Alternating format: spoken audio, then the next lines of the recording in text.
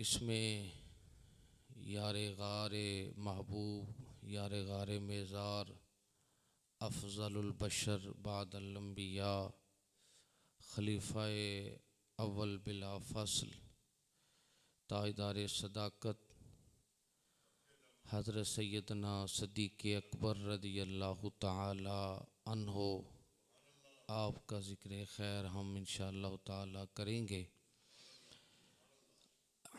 آج کی یہ گفتگو بڑی اعلیٰ نسبت کے ساتھ ہے۔ اس وقت میں اور آپ اس طرح محسوس کریں کہ ہم یار غار کے دروازے پر بیٹھے ہوئے ہیں، ہم سیدنا صدیق اکبر کے دروازے پر، اور ان کا دروازہ ہی دروازہ رسالت مآب ہے۔ وہ میرے آقا کریم کے پہلو میں ہی آرام فرما ہیں۔ ہم یار غار کے مزار پر، دروازے پر نہیں بیٹھے ہوئے، اللہ کے رسول کے دروازے پر بیٹھے ہیں۔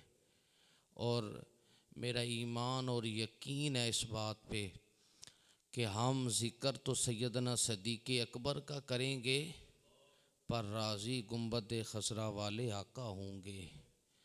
ہمارا ایمان ہے، اور اپنی بات کا میں آغاز یہاں سے کر رہا ہوں کہ قرآن مجید ہمیں بتاتا ہے کہ ولیوں کے دروازے پر بیٹھنے والا ایک کتا بھی بڑی شان پا گیا۔ تو جب ولیوں کے دروازے پر بیٹھنے والے ایک کتے کی بڑی شان ہے، تو صحابہ کرام کے دروازوں پر بیٹھنے والے کی شان کیا ہو۔ حضرت مولانا ضیاء الدین مدنی رحمۃ اللہ تعالی علیہ، مدینہ شریف میں انہوں نے عمر بسر کی ہے، اور مدینہ شریف آنے سے پہلے وہ 7 سال بغداد شریف میں بھی رہے ہیں۔ وہ فرماتے ہیں کہ میں روزانہ عصر کی نماز کے بعد بغداد کے قبرستان پر حاضری دیا کرتا تھا، تو وہاں ایک کردستانی بزرگ کی قبر تھی، اور اس کے کتبے کے اوپر فارسی کے اندر 4 مصرعے لکھے ہوئے تھے، ایک ربائی لکھی ہوئی تھی۔ وہ فرماتے ہیں میں روزانہ ان مصروں کو پڑھ کے اکثر رویا کرتا تھا، اور ان مصروں میں اصحاب کاف اور اصحاب رسول دونوں کا موازنہ کیا گیا تھا۔ ایک ہیں اصحاب کاف اور ایک ہیں اصحاب رسول۔ آپ کے خیال میں کن کی شان زیادہ ہے؟ اصحاب رسول کی، اصحاب رسول کی۔ وہ مجلس، وہ محفل اب قیامت تک کسی کو نصیب نہیں ہوگی۔ میرے رب نے جن کو صحابہ بنانا تھا، میرے محبوب کی بارگاہ میں لے آئے، ان کو حاضری نصیب ہوگی، اسی وجہ سے تو وہ صحابہ بنے ہیں، جنہوں نے اپنی آنکھوں سے حالت ایمان میں حضور کا دیدار کیا ہے، اور حالت ایمان میں ہی اس دنیا سے رخصت ہوئے ہیں، وہ سارے صحابہ بن گئے ہیں۔ حضور کا دیدار، حضور کی مجلس میں بیٹھنا حالت ایمان میں، یہ صحابہ بن گئے ہیں۔ اب قیامت تک کوئی بندہ صحابی نہیں بن سکتا، یہ دروازہ صحابیت والا بند ہو گیا ہے۔ قیامت تک کوئی صحابی نہیں بن سکتا۔ حضرت مولانا ضیاء الدین مدنی، ساری عمر مدینہ شریف میں رہنے والی وہ ہستی، آپ فرماتے ہیں میں وہ ان اشعار کو پڑھ کے اکثر رویا کرتا تھا۔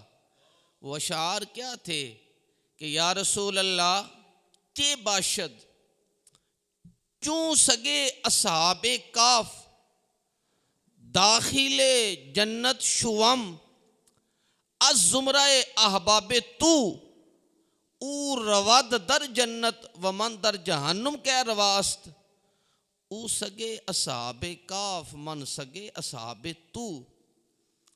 کیونکہ قرآن کہتا ہے نا، قیامت والے دن اصحاب کاف کا کتا بھی جنت میں جائے گا۔ وہ فرماتے ہیں کہ قیامت والے دن اصحاب کاف کا کتا تو جنت میں جا رہا ہو، جو اصحاب رسول سے محبت رکھنے والا ہے وہ دوزخ میں جا رہا ہو۔ او رواد در جنت ومن در جہنم کہہ رواست، او سگے اصحاب کاف من سگے اصحاب تو۔ یا رسول اللہ، اصحاب کاف کے کتے کی طرح میری بھی بخشش فرما دینا، میں تو تیرے محبوب کی محفل میں بیٹھنے والے صحابہ سے محبت کرتا ہوں، صحابہ سے پیار کرتا ہوں۔ اور قرآن نے بھی کہا ہے ایمان اسی کا قبول ہوگا جو میرے محبوب کے صحابہ جیسا ایمان لے کے آئیں گے۔ کس کا؟ اب عقیدہ بتانے کی ضرورت نہیں رہی، اب دیکھ لیں جو حضور کے صحابہ کا عقیدہ تھا وہی ہمارا ہونا چاہیے۔ ہاں، ایمان بھی انہی کا قبول ہے اللہ کی بارگاہ میں جن کا ایمان صحابہ جیسا ہے۔ کن جیسا ہے؟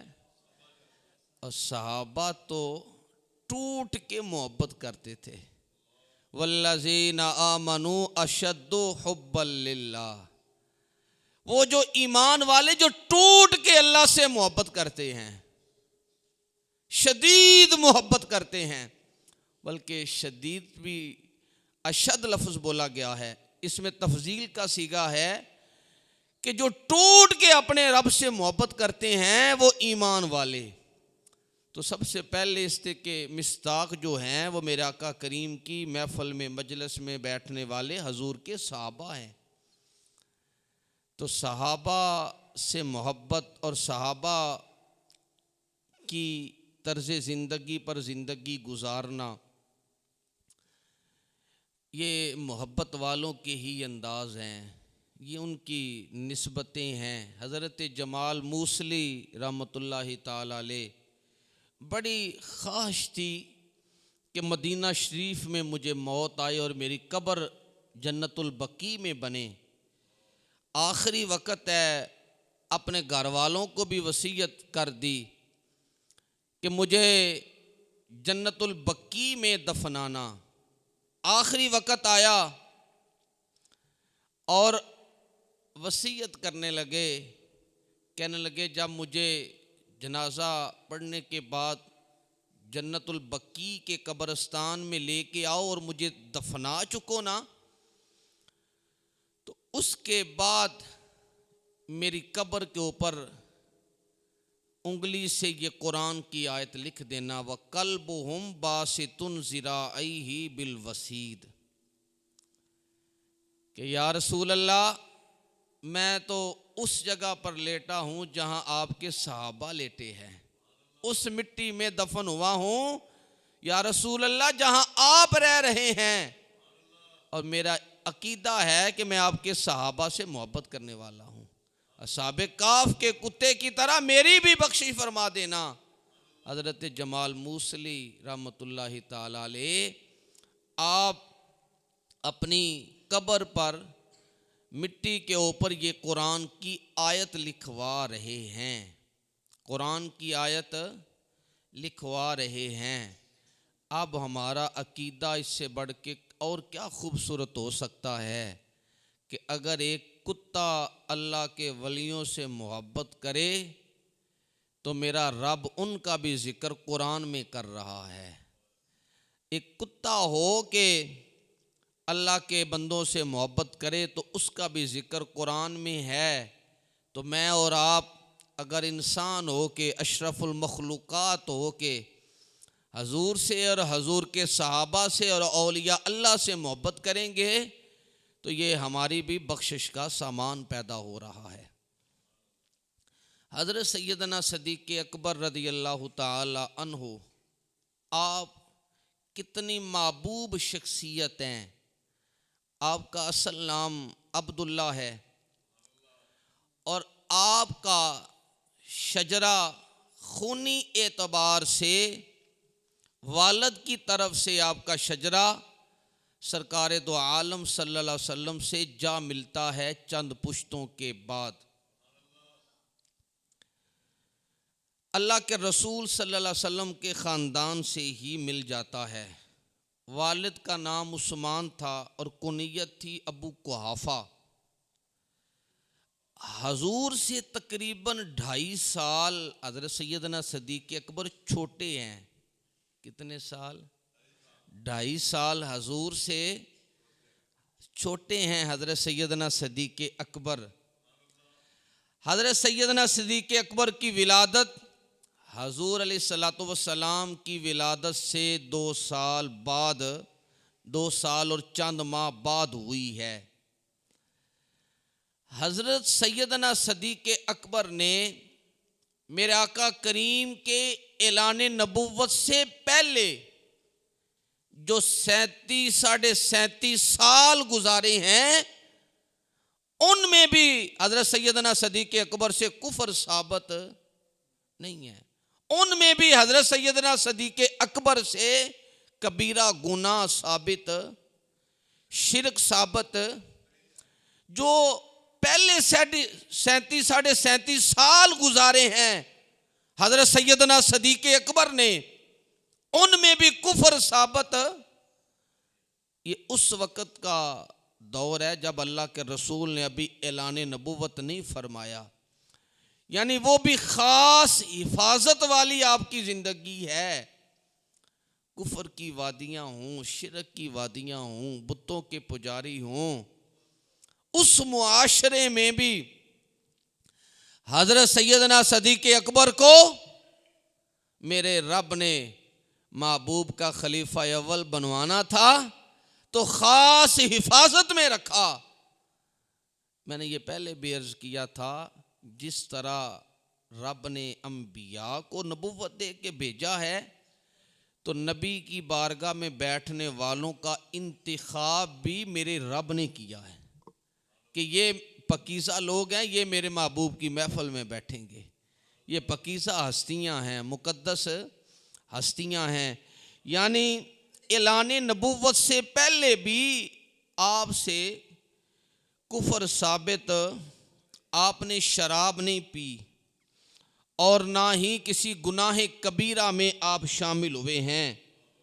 وہ دور بھی بڑا حفاظت والا گزرا ہے حضرت سیدنا صدیق اکبر کا۔ اور پھر جب میرے آقا کریم نے اعلان نبوت فرمایا تو حضرت سیدنا صدیق اکبر آزاد اور جوان مردوں میں سب سے پہلے اسلام قبول کرنے والے ہستی ہیں۔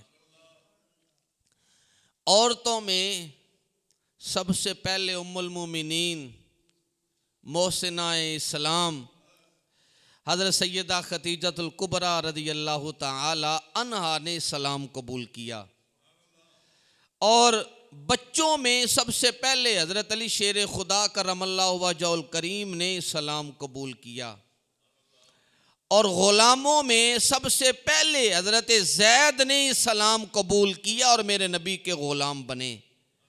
اور آزاد اور جوان مردوں میں سب سے پہلے جس ہستی نے کلمہ پڑھا ان کا نام حضرت سیدنا صدیق اکبر کی ذات ہے۔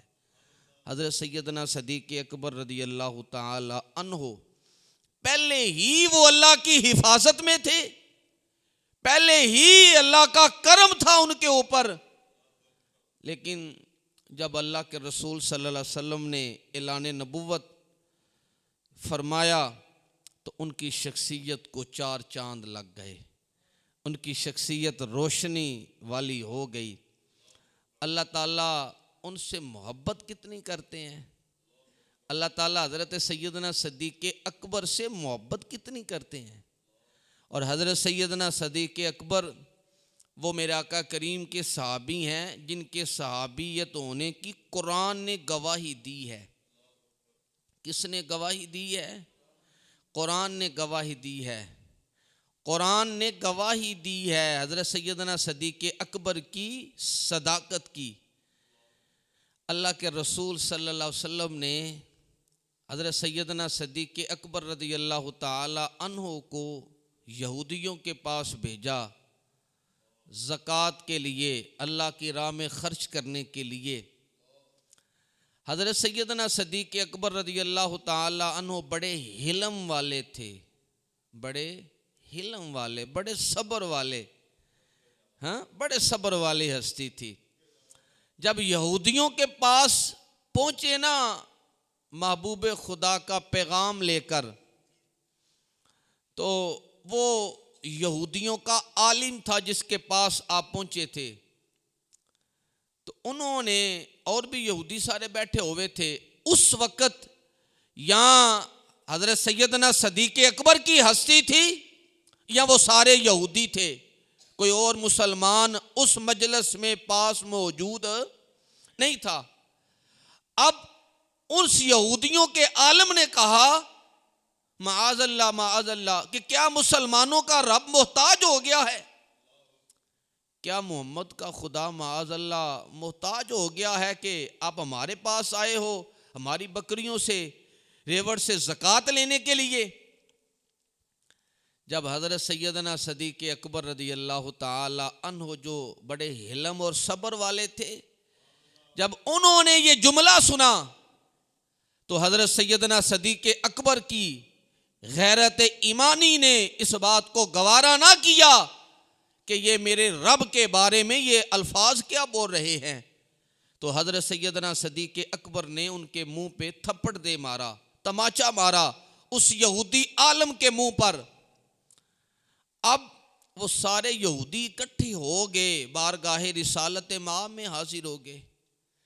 عرض کی یا رسول اللہ صلی اللہ علیہ وسلم، آپ کے صحابی نے، حضرت سیدنا صدیق اکبر نے ہمارے عالم کے منہ پہ تماچا مارا ہے، اور ساتھ یہ بات نہ بتائی کہ ہم نے یہ بات کہی تھی آپ کے بارے میں، آپ کے رب کے بارے میں. کہنے لگے ہمارے ساتھ زیادتی کی ہے، ہم نے تو کوئی بات نہیں کی، لیکن حضرت سیدنا صدیق اکبر نے ہمارے عالم کے منہ پہ تماچا مارا ہے. جب یہ بات کہی، اب بارگاہ رسالت مآب میں حضرت سیدنا صدیق اکبر کو بلایا گیا، اور انصاف کا جو معیار ہے، جو ترازو اللہ کے رسول صلی اللہ علیہ وسلم نے کائنات کو دیا ہے، حضور نے فرمایا اگر میری بیٹی فاطمہ بھی چوری کرتی تو میں اس کا بھی ہاتھ کاٹ دیتا. یہ انصاف کا، یہ عدل کا ترازو کائنات کے جو دلہا ہیں، اللہ کے رسول ہیں، انہوں نے اپنی امت کو دیا ہے اور قیامت تک آنے والے انسانوں کو دیا ہے کہ عدل کا ترازو، انصاف کا ترازو، چاہے کوئی رشتہ بھی ہو، انصاف، انسان کو عدل و انصاف کا جو دامن ہے اس کو تھام کے رہنا چاہیے. حضرت سیدنا صدیق اکبر کو اللہ کے رسول نے فرمایا اے ابو بکر، یہ یہودی کہہ رہے ہیں کہ آپ نے ان کے منہ پہ تھپڑ مارا ہے، تماچا مارا ہے، اور ان کی کوئی غلطی بھی نہیں ہے. آپ اپنے حق میں کوئی گواہی لے کر آؤ. حضرت سیدنا صدیق اکبر رضی اللہ تعالیٰ عنہ اب بارگاہ رسالت مآب میں حاضر ہیں، خاموش ہیں.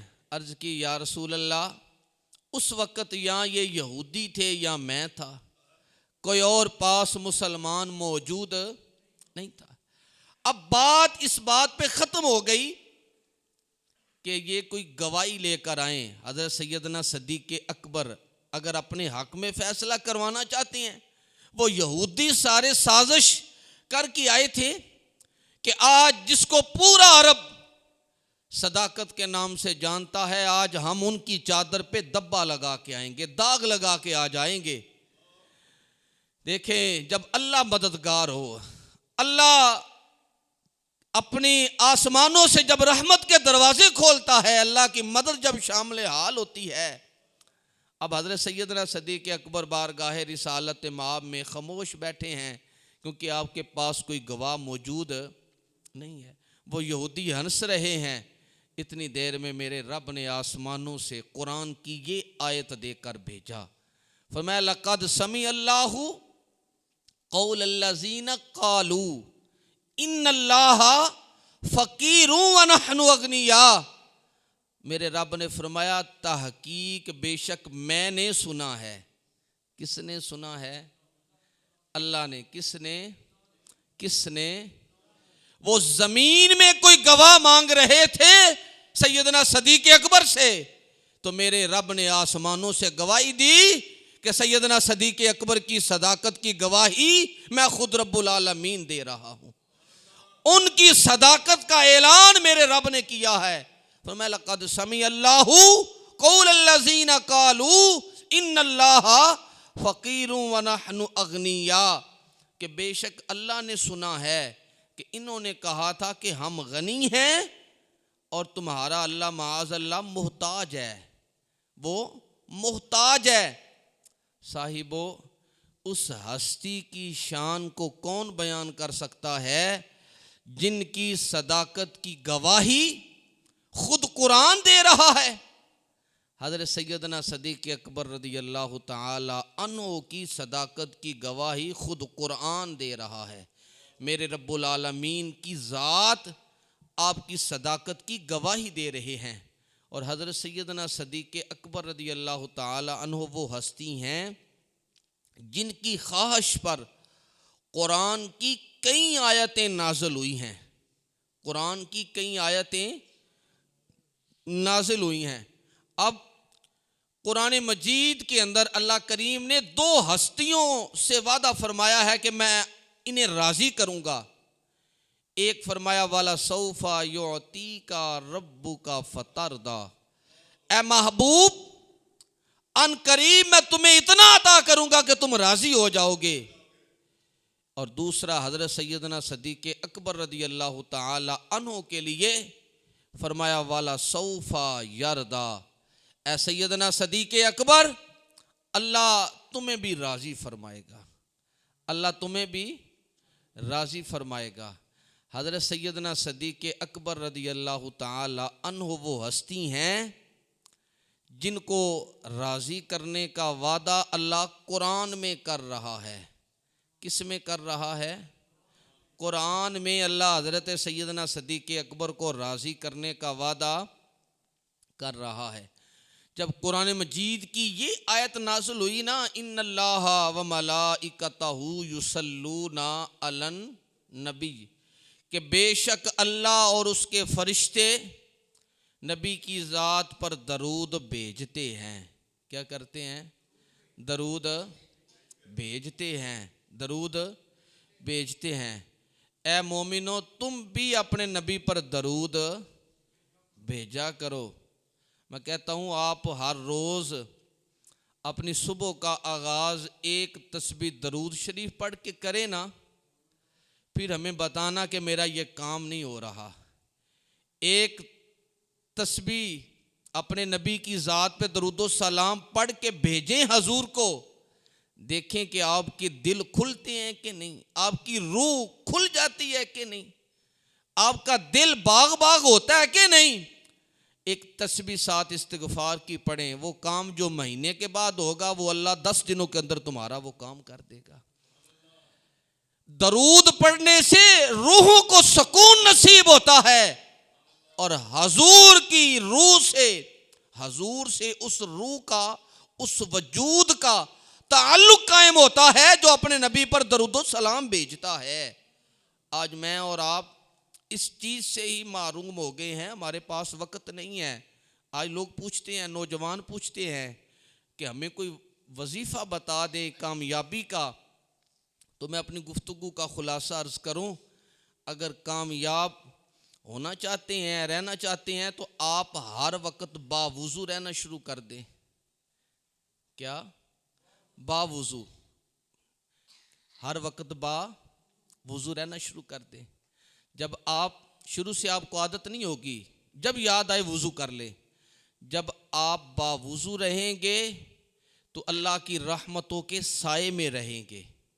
آپ کے گھر میں لڑائی ہے، پریشانیاں ہیں، رزق نہیں ہے، جھگڑے ہیں، بے اولاد ہیں، آپ باوضو ہو کے حضور کی ذات پہ درود شریف پڑھا کریں. کوئی پریشانی آپ کے دروازے تک آئے گی نہیں ہے. وہ سکون جو دنیا کے کسی بازار سے انسان کو نصیب نہیں ہوتا، وہ آپ درود شریف پڑھ کے دیکھیں، اللہ آپ کو وہ سکون عطا کرے گا، زندگی کی وہ لذت عطا کرے گا جو آپ کو دنیا کی کسی چیز میں وہ لذت نصیب ہی نہیں ہو سکتی. تو آپ باوضو رہنا شروع کریں. دیکھیں چہرے تو ہم دھوتے رہتے ہیں, تو اس کے ساتھ کلی کر لیں. اب سائنس بھی بتا رہی ہے کہ کلی کے فوائد کتنے ہیں, ناک میں پانی چڑھانے کے فوائد کتنے ہیں, اور ساتھ یہ آپ چہرہ دھوئیں. چہرہ تو ویسے بھی دھو رہے ہیں, کونیوں تک آپ بازو دھوئیں. سرکار دو عالم صلی اللہ علیہ وسلم نے ارشاد فرمایا, جو قطرہ وضو کے وقت انسان کے جسم سے لگ کے گرتا ہے زمین پر, میرا رب ہر ایک قطرے کے بدلے ایک فرشتہ پیدا کرتا ہے. اور بندے تم دیکھو تو صحیح, تمہاری شان ہے کیا, تیرا مقام کیا ہے اللہ کی بارگاہ میں, تیرا مقام کیا ہے. ہم نہ سمجھیں تو نہ سمجھیں, وضو جسم کے اعضاء سے لگ کے گرتا ہے, میرا رب ہر ایک قطرے کے بدلے ایک فرشتہ پیدا کرتا ہے, جو فرشتہ قیامت تک بندے کی بخشش کے لیے دعا مانگتا رہتا ہے, استغفار کرتا رہتا ہے. وضو کو بوجھ سمجھ کے نہ کریں. نماز کے لیے بھی ہم وضو کرتے ہیں, بوجھ سمجھ کے نہ کریں. آج ہی آزما لیں, کوئی نماز کا ٹائم ہو ویسے آپ وضو کریں. میں کہتا ہوں آپ جتنی محبت سے وضو کریں گے آپ کو عبادت کی لذت نصیب ہو جائے گی. تو جب آپ وضو ہی محبت سے نہیں کریں گے, وضو کے اعضاء کو ہی صحیح طریقے سے, آپ چھوڑیں شریعت کو کہ کس طرح کرنا ہے کس طرح نہیں, آپ یہ نیت کر کے وضو کریں, میں اپنے رب کے دربار پر حاضر ہو رہا ہوں. اس وضو سے میں نے اپنے نبی کی ذات پر درود و سلام پڑھنا ہے. جب آپ یہ سوچیں گے نا میری زبان پاکیزہ نہیں ہے, میری زبان پاک نہیں ہے, کہ میں اس زبان سے اپنے رب کا نام لوں, جس زبان سے میں جھوٹ بولتا ہوں, جس زبان سے میں نافرمانی کرتا ہوں, جس زبان سے میں وعدہ خلافی کرتا ہوں, جس زبان سے میں ظلم کرتا ہوں, اسی زبان سے میں نے کھڑے ہو کے کہنا ہے سبحان ربی الاعلیٰ.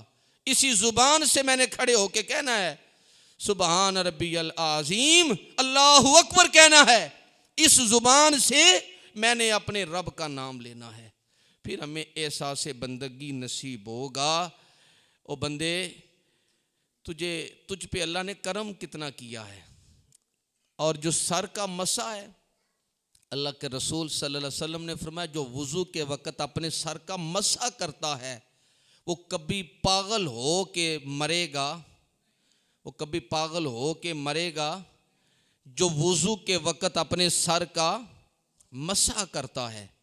اب دیکھیں ہم اعضاء دھو رہے ہیں, اور اللہ کے رسول نے فرمایا قیامت کے دن میرے امت جو ہے وہ اس طرح پہچانی جائے گی کہ اس کے وضو کے اعضاء چمکتے ہوئے اس سے نور نکلے گا, اس سے روشنی پھوٹے گی. کن سے؟ جو ہمارے وضو کے اعضاء ہیں وہ قیامت کے دن چمکے گے. دیکھیں بندہ مومن کو اللہ کتنی شانیں دے رہا ہے اس دنیا پر بھی اور آخرت کے میدان پر. دیکھیں میں اور آپ کھڑے ہیں زندگی میں, ہمیں نظر آ رہا ہے کہ جھوٹ بولوں گا تو فائدہ ہوگا, جھوٹ بولنے سے فائدہ ہوگا, سچ بولوں گا تو نقصان ہوگا. اب کون سی چیز جو مجھے سچ بولنے پر مجبور کرے چاہے میرا نقصان ہی کیوں نہ ہو, وہ کون سی طاقت ہے جو مجھے جھوٹ بولنے سے روکے گی؟ وہ اللہ کی محبت ہے, وہ میرے ایمان کی طاقت ہے, اور بروز قیامت اپنے رب کی بارگاہ میں کھڑا ہونے کا احتساب کا عمل ہے جو مجھے اس بات سے روک لے گا کہ بندہ مومن تیرا نقصان ہوتا ہے تو ہو جائے, لیکن تیری زبان پہ جھوٹ نہیں آنا چاہیے. تیری زبان میں جھوٹ, ایک ہی وہ فرق کرنے والی چیز ہے, وہ اللہ کی محبت ہے, وہ اللہ کی محبت, اللہ کا خوف ہے جو بندے کو بظاہر نقصان ہو جائے گا لیکن وہ بندہ جھوٹ نہیں بولے گا. آخرت پر یقین ہے کہ ہم نے ایک روز قیامت کے دن اللہ کی بارگاہ میں اس کے کٹہرے میں کھڑا ہونا ہے۔